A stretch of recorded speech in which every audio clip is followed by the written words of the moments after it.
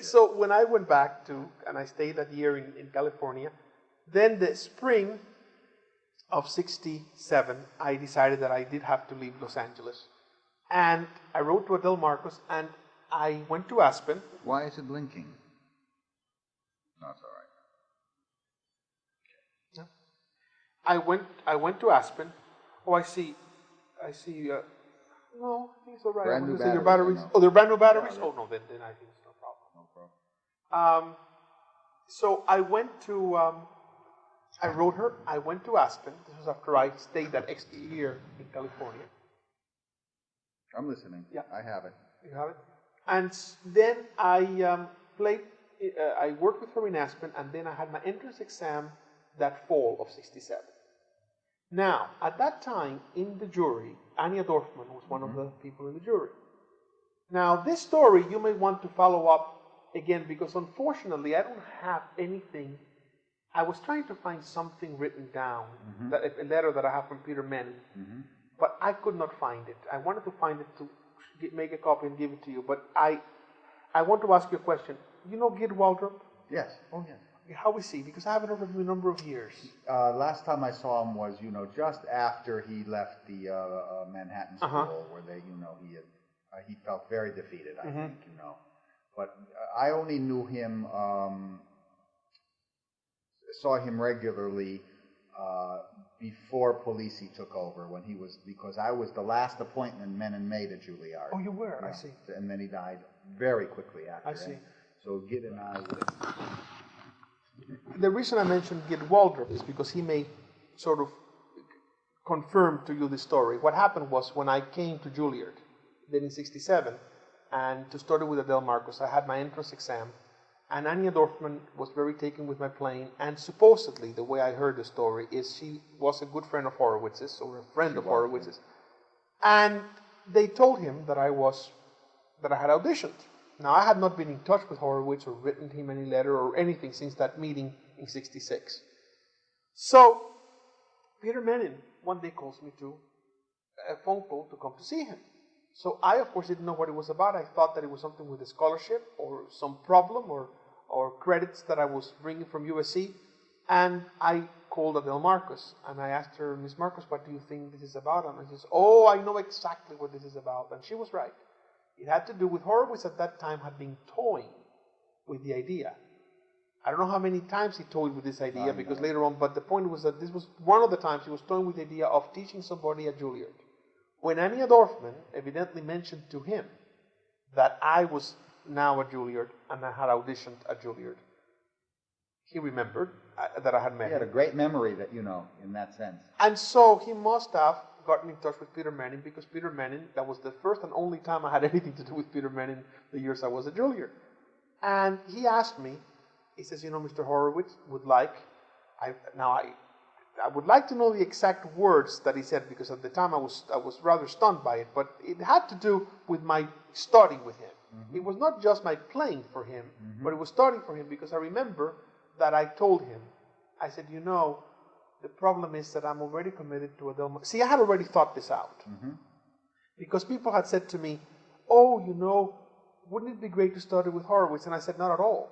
As much as I admired him, and because, again, instinct or whatever it was, I knew that that kind of personality would be overwhelming to anybody. And what he was about something very unique, not necessarily about something that would be helpful to develop a talent. You see, I mean, that had nothing to do with his greatness as a pianist and as a performing musician. But as a teacher, I just did not see it. And I didn't see it even before I met him. Because somehow I also thought the influence of his playing, already I was influenced enough by recordings, already I was influenced enough by Tarnowski, already this was something in my ears. Yes. The last thing I wanted was then to have somebody, because, I mean, let's face it, I mean, sure, you can imitate something good, but the point is that it's better if you don't. I mean, it's just better for you, better for everybody. And I remember that when Peter Menin asked me that question, I was already prepared with an answer. And I said, I really feel that I am not ready, is the way I put it. I didn't say that I didn't think Horowitz was not going to be the right teacher, but that's really what I felt. But I said, I don't really feel I'm ready. And I've already committed myself to Adele Marcos, who, of course, at this point, she was very, very tense and worried that this was going to happen again. And so I said, but I would like to thank, if you would thank him, and I'm absolutely honored and thrilled, but I think that I'm not ready. I don't feel ready to study with him yet. Now, Gid Waldrop, the reason I tell you if you could call him and he would fill you in is because he called me into his office and I said, you do not know, I admire you, or words to that effect. I mean, he made me feel like, he says, everybody's been running all over the place to try to play for Horowitz, and you're the only person that has somehow said no. And of course, he was very close to Adele Marcos, and he was very worried of what Adele Marcos was going to react if this would happen. After all, she was already a long-standing member of the faculty since 1950 something. So all's well that ends well. The only thing is that I never again heard anything from Horowitz at all, and in a sense, I never tried to approach him. I remember one time I wrote him a letter. To invite him to a concert, to invite him to my Carnegie Hall debut in '74. But I never received any reply. That was the only time I ever tried, and I'm very sensitive about those things. So when I didn't receive any reply, whenever I would go hear him play, I never tried to go backstage or anything of that nature, because I also knew that he also didn't see people backstage anyways. But I don't know if that, knowing him and looking back, maybe that sort of soured something because of the fact that maybe Peter Manning somehow didn't say, yes, Horacio will go and play for you or study with you or whatever it was that he had in mind. But I knew very well that I didn't want this, and then I got a letter from Peter Manning where he discusses this and says that he feels that, that he respects my decision, and that's the letter that I wanted to find for you. But Gid Waldrop will tell you, because Gid Waldrop was at that point very, very happy that I had made that decision, because he was very unhappy about people disrupting teachers and people running to study or to play for Horowitz or thinking of playing for Horowitz. And it's funny because somehow a lot of people ask me, well, but how did you know? Because it seemed like that's what everybody did. And I said, I don't know, call it my own ego, call it instinct, but I just didn't want to be that, it's not even self-protection from being afraid like some damage would happen, but it's from an artistic standpoint. I just felt this was not what I needed. It was a matter of, not that he couldn't teach me a million things, but it's not what I needed. In good periods, for instance, I was having dinner with him alone in the downstairs, and I could feel that the moment was right, that I could find out what he really feels about Rachmaninoff. So I said, well, Mr. Horowitz, what do you always Mr. Horowitz? And then he said, Volodya, no, I will never call you that. I will only call you Maestro or Mr. Horowitz. He said, what do you think of Rachmaninoff in relation to you? He said, I'm a little tree. Maybe a big one, maybe a little one, I don't know. But Rachmaninoff was a redwood tree. Was gigantic.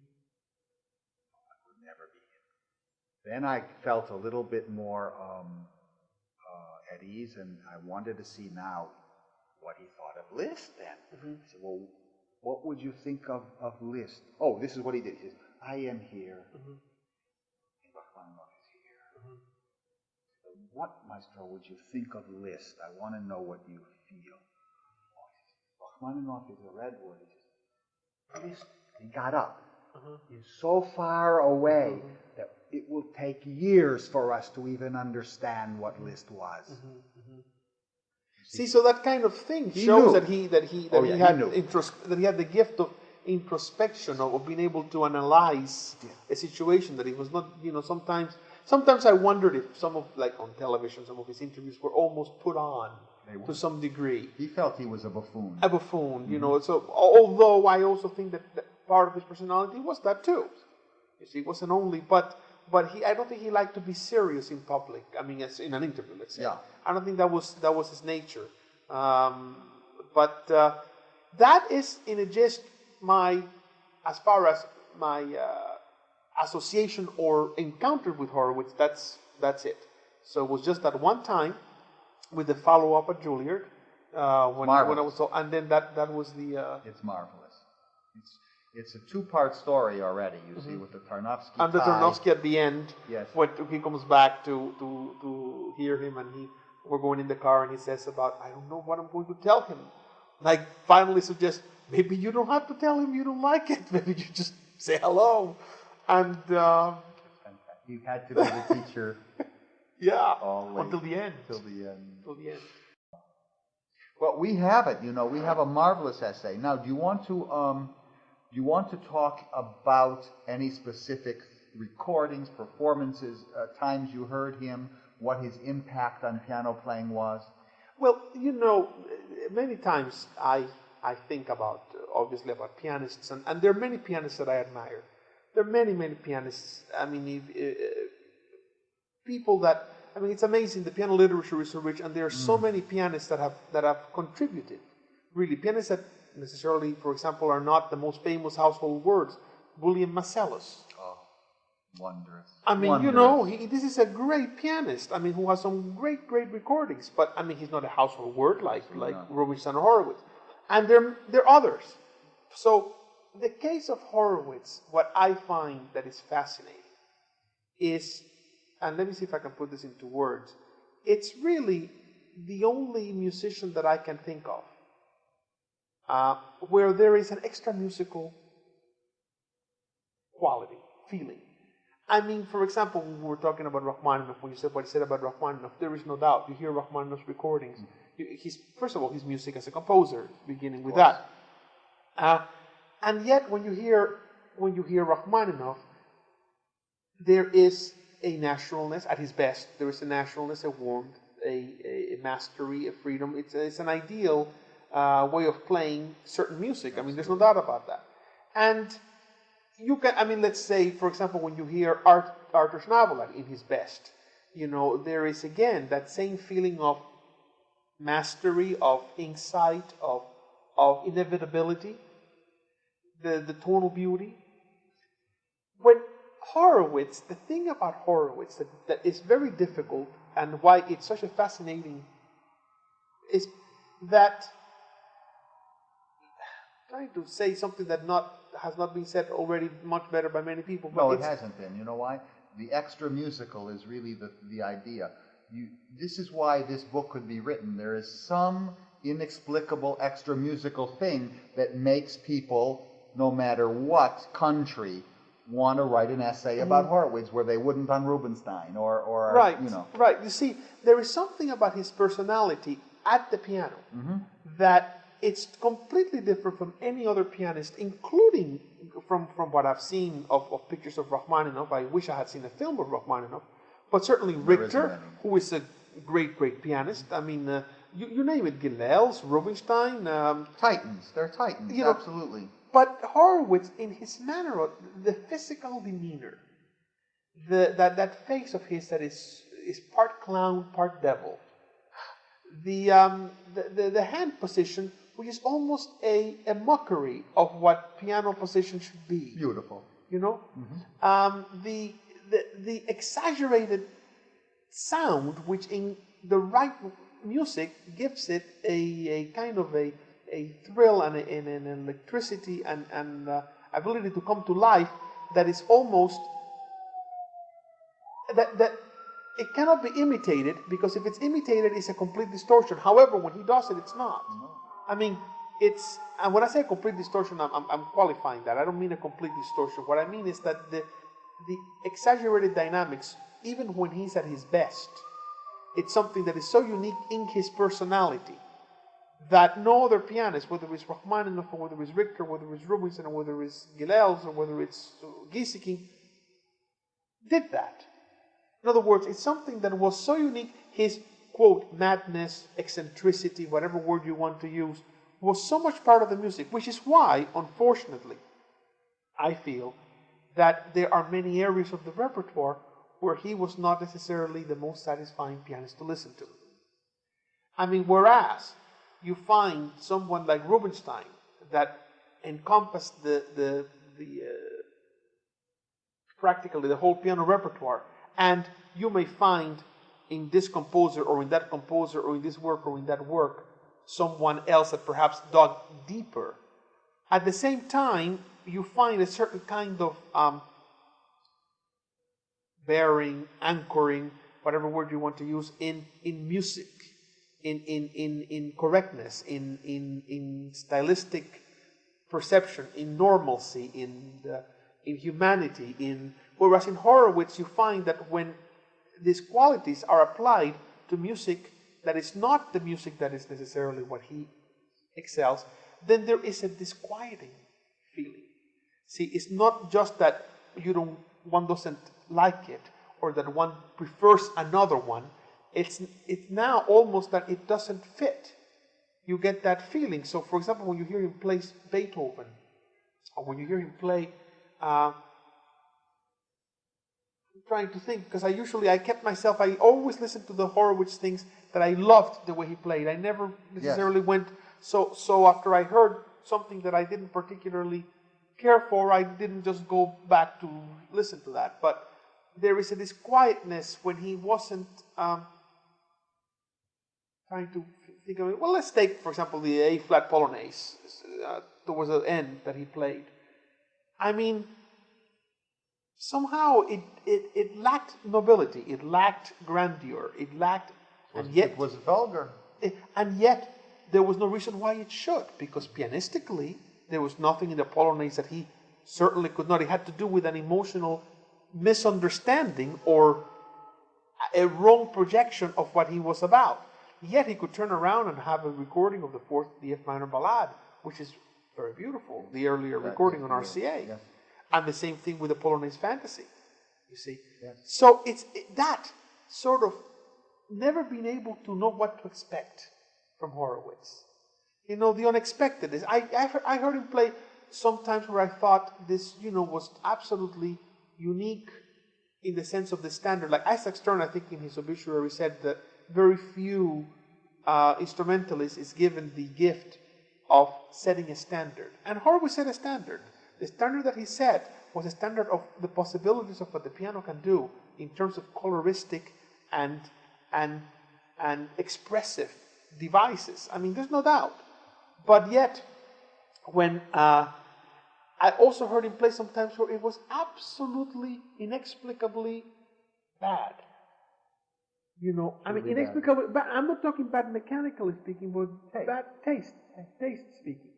But that very thing is also what made him absolutely fascinating to watch, even when that was the case. Because you took that whole personality, the way he sat, the way he played, the way he looked, and then when he was on in the very program, you may have found, for example, one of the recitals that I heard him play, you may have heard him in 1979, he started with the Clementi Sonata, and then he did the Humoresque, which in his own way was very beautiful. In his own way, I mean, with great exaggeration, but it was really a very, very gripping performance. But then he turned and did some Rachmaninoff, which was wonderful, and then he did Mephisto Waltz, which you would have thought that this would be something that would be absolutely hair-raising in his hands. And yet it was absolutely abominable. Now, again, the explanation, you could have said, well, maybe he was older and he was tired, and that's possible, but it was beyond that. It was a sort of a madness, an eccentricity,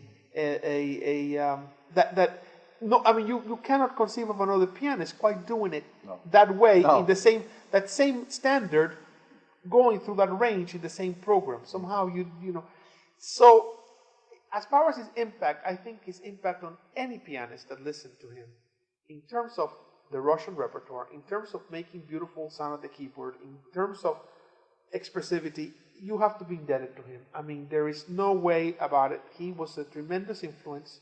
I miss not listening to him. He brought an excitement to the concert world that was unique. And again, the debate of whether he was a great musician, sometimes, they say, oh, he was not a great musician. Well, it's a very difficult thing to say, because he was not a great musician in certain things. But in certain others, he was a great musician, and as a matter of fact, sometimes I say he's beyond being a great musician. He was a great artist. You see, he was able to transform a Rachmaninoff Etude tableau into a great piece of music, into art. I mean, it was no longer whether it was the right tempo or the right or the wrong tempo, whether it was exaggerated or not. It was a unit. It was in itself. It was something that was sort of born and lived and died in its own time frame, and that is very rare, and very few people have that, and he was one of them. So that's basically my feeling. Beautiful. You have a magnificent essay here, one that's going to be very... And this may be, now that I'm thinking, so people have asked me, well, the greatness of Horowitz, it's another part is this. You know, one hears some pianists that you can consider they are equally great in their own way as Horowitz, like we were talking about Rachmaninoff, Hoffman, Schnabel, Richter, Schnabel. I don't count Schnabel because the repertoire was so different from the Horowitz repertoire, but different those line. that played the same repertoire, yes. you know, like Richter plays Skravin and Prokofiev as did Horowitz, and so does and Rubinstein, Chopin as did Horowitz. But there's something about Horowitz that also is unique. When you hear these great pianists, you know, as a pianist myself, I understand what they're doing. I mean, I understand even when it's at a level that amazes me, and I say, "Oh, that is fantastic." But I understand what makes it come about. I mean, whether one can do it or not is another matter. But I understand it in the sense that I say, "This is the pedaling, and this is the emphasis on this hand. This is emphasis on this other hand." And even with Rachmaninoff, as great as he is, when it comes to Horowitz, there is an element where you don't understand quite what is happening. You see, and that element of not understanding, and when you analyze it and you hear it, and you break it apart as best you can, you see that it's rather illogical, and that if one tries to pursue that, the results are disastrous. And yet, it's that inability that at one point you say, well, this pianist is great, this pianist is great, this pianist is great, but this pianist is great and I don't understand it. That, I find, is one of the secrets of Horowitz, or one of the magic, one of the reasons why he has who he is. This last moment, I'm glad you got on, because this says so much. He played for me constantly, you know.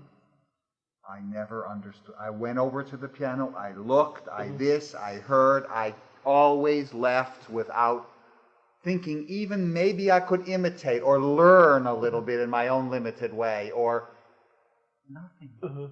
I never understood what he was doing. Even the phrasing, some stuff, it's just so beautiful and yet it's so awkward, or it's so... And, you know, this is a very important point. I don't know, you know, you really are a Horowitz listener. You really...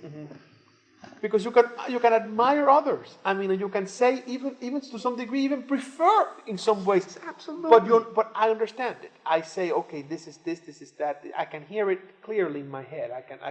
But when it came to him, that element of not understanding it, it's a magical thing. Well, that happens too. I also find when somebody one time mentioned, you know, when you want to hear a piece of music played, and this sounds like a paradox. You very seldom put necessarily a Horowitz performance on. Because it's not going to be the normal. You're not going to, you're not going to live with it easily. If you want to be thrilled with piano playing, if you want to have a sort of a kind of an experience of what the piano can do, then of course you put him. But if you want to hear music in the sense of the composer, or in the sense of a more direct kind of a way, you tend not to listen. Yes, just like Glenn Gould. I'm not going to run home after a hard day at the office and listen to his well-tempered clavier. It's too disquieting. It's so personalized. And I think what happened, which is something that you might be interested to, I also think that unfortunately, I wish I had heard Horowitz in what I really do believe from his recordings were his really prime years. It was really in the 20s, 30s, and 40s. Because I think that when we heard him, when he came back, even though he did some magnificent things off and on, but there was more of I don't think, talking to people that knew him, maybe this is not right, maybe you know this, and I'm wrong about this, but there didn't seem to be such a great sort of gap between, let's say, a Mephisto waltz in that program to the Schumann Humoresque. There seemed to be, in other words, he was not quite as eccentricity. For example, the Rachmaninoff third is a case in point. If you listen to the Rachmaninoff third with Ormandy, and the other two Rachmaninoff thirds is another. It's not a matter of conception. It's a matter of that he wasn't quite in the same level, shape-wise. I mean, the physical gift.